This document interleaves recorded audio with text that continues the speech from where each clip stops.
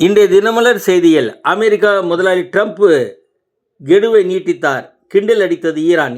Iran உளவு பிரிவு தலைவர் தாக்குதலில் கொல்லப்பட்டார். மேலும் அமெரிக்கா, இஸ்ரேல் இணைந்து ஈரான் மீது வான்வழி தாக்குதல் நடத்தியுள்ளன. இதில் 34 பேர் பலியானதாக ஈரான் அரசு தெரிவித்துள்ளது. பதிலடியாக ஈரான் தாக்குதலில் இஸ்ரேலில் 4 பேர் பலியானார்கள்.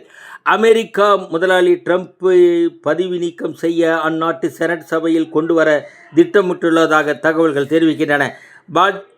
பாஜனதா சாத்தூர் சட்டசபை தேர்தல் நயினார் நாகேந்திரன் வேட்பு மனுவில் 30 கோடியே 54 லட்சம் ரூபாய் சொத்து குறிப்பிட்டுள்ளார்.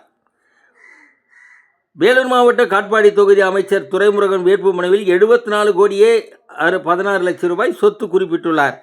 தருமபுரி தொகுதி தேசிய ஜனநாயக கூட்டணி சார்பில் பாட்டாளி மக்கள் கட்சி வேட்பாளர்கள் சௌமியா அன்புமணி வேட்பு மனுவில் 68 கோடியே 46 லட்சம் ரூபாய் சொத்து குறிப்பிட்டுள்ளார்.